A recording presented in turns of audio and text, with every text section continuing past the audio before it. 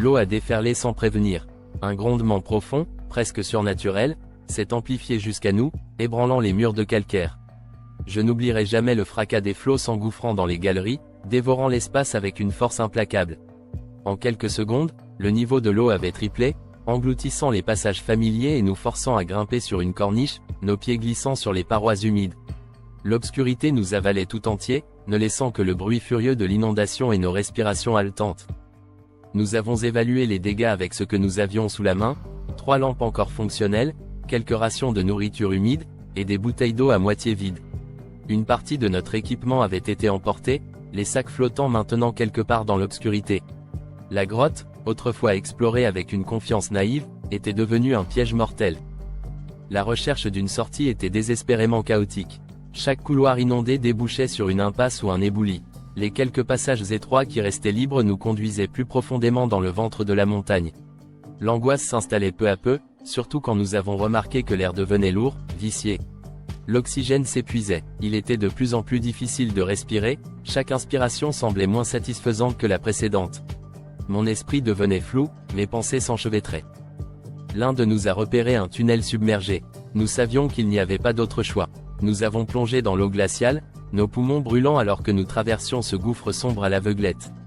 De l'autre côté, une poche d'air nous attendait, étroite et suffocante, mais c'était assez pour nous empêcher de céder à la panique.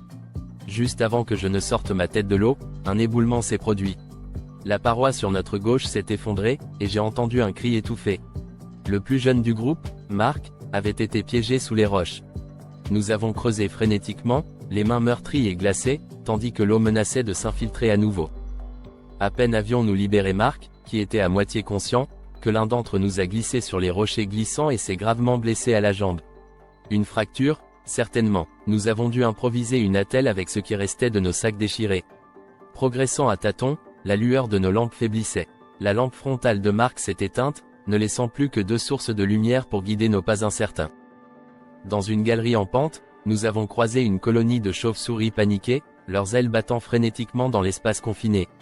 Leur agitation a créé un chaos temporaire, perturbant notre progression. Peu après, nous avons trouvé un endroit où la roche semblait moins épaisse. Une idée folle nous a traversé l'esprit, forer un passage vers une sortie.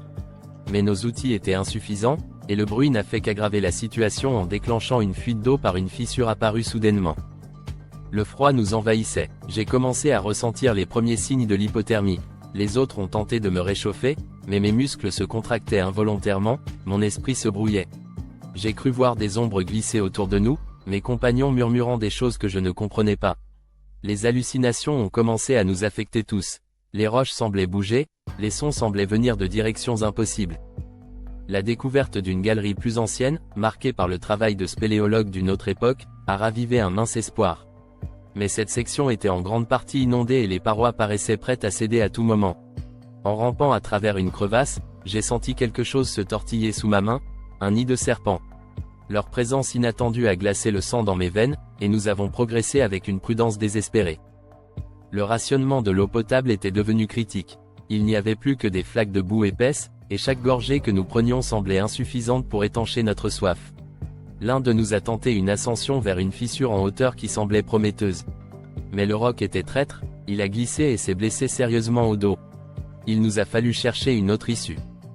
Le plafond de la grotte s'est effondré peu après, bloquant un des rares chemins que nous avions encore en tête. Le bruit de l'éboulement résonnait dans nos oreilles comme un jugement, laissant derrière lui une poussière suffocante. Les cartes tracées sur les parois se mélangeaient dans nos esprits, nous étions perdus dans un labyrinthe qui semblait changer à chaque instant. L'épuisement nous a tous pris au même moment, une sorte d'abandon collectif. Mais l'idée d'une percée possible, d'un tunnel menant vers l'extérieur, a rallumé une étincelle. Le passage était étroit, jonché de rochers qu'il fallait écarter. C'était un dernier effort, une course contre le temps et nos propres forces qui nous abandonnaient. La lumière du jour a percé à travers une mince ouverture, et pour la première fois depuis ce qui semblait une éternité, nous avons senti l'air frais sur nos visages. Lorsque nous avons enfin rampé à l'extérieur, nos corps écorchés, les blessures profondes et l'esprit hanté par ce que nous avions vécu, nous étions à peine reconnaissables. Mais le ciel ouvert au-dessus de nos têtes était la promesse d'une liberté que nous avions presque oubliée.